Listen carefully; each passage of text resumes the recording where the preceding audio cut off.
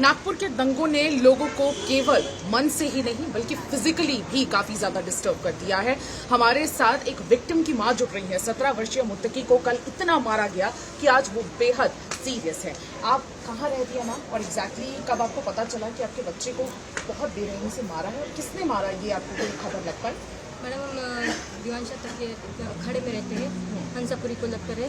जब मेरा लड़का अफ्तारी कर रोजा इफ्तार किया तो वो दूध डेयरी गया। मैंने उससे कहा कि बेटा कल शहरी के लिए दूध लेकर आओ, तो दूध लेने गया।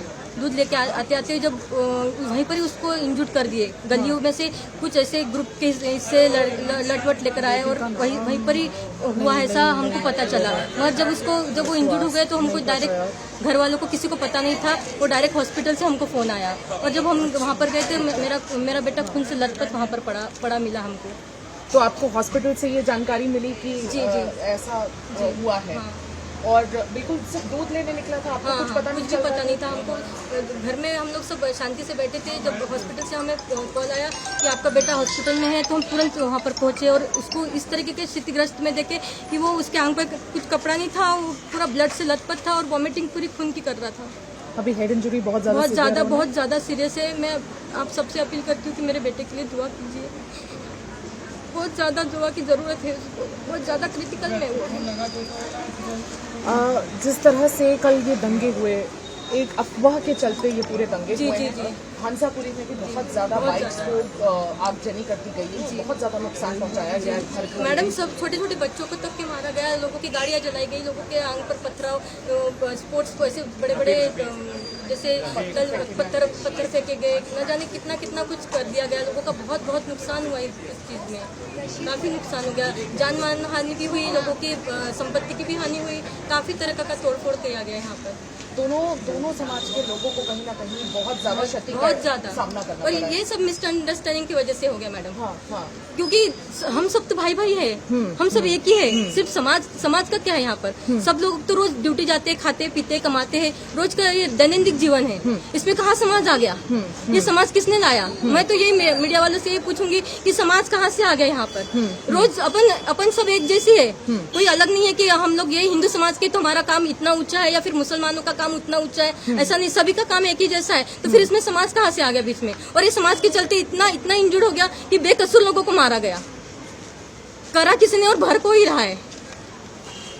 एडमिनिस्ट्रेशन से सरकार से क्या डिमांड करेंगे मैम? क्योंकि आपकी जो क्षति है वो बहुत ज्यादा एक पर्सनल क्षति है और जिस हिसाब से हेड पे इंजरी आई है, कहीं और चोट आई है? हाँ मैडम, उसको पूरे बॉडी में ऐसे डंडे से मारे जैसा किया है कि वो खड़ा रहना भी नहीं हो रहा था। शायद उसको मैंने आईसीयू में मुझे जाने भी नहीं मिल रहा है, थोड़ा ही देखने को मिल रहा है।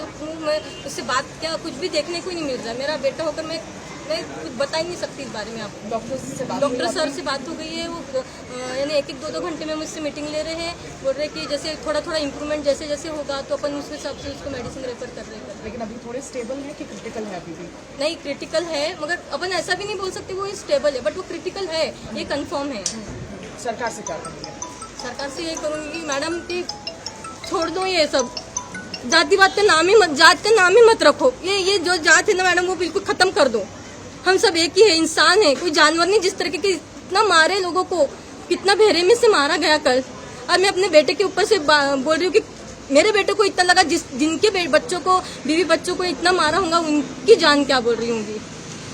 तो मैं यही चाहती हूँ कि जात का नाम ही खत्म हो जाए। औरंगजेब का कहाँ मैडम, एक मूवी देख रहे, मूवी इंसानों को अकल नाम की चीज है कि नहीं है कि वो मूवी को देखकर तुम ये इस तरह का दंगा उठा रहे हो, सबको डिस्टर्ब कर रहे हो। आज पढ़े लिखे लोग हैं सब, अपन कहाँ 5G के जमाने में जी रहे। तो ये सब का मायने रखता है क्या? मैं ये सरकार से भी यही अपील करूंगी कि ये सब चीजों का मायने रखता है क्या? 5G में अपन जी रहे हैं। आपको लगता है सरकार की तरफ से भी थोड़ी चूक हुई है? क्योंकि पुलिस अगर अच्छी मात्रा में पुलिस रहती तो शायद इतना नहीं, पुलिस वालों ने भी बहुत यानी ये किए, सपोर्ट किया। और कोई पुलिस तो मार भी रही थी, कोई पुलिस तो ऐसे घुस रही थी कि जबरदस्ती मार रही थी मैडम।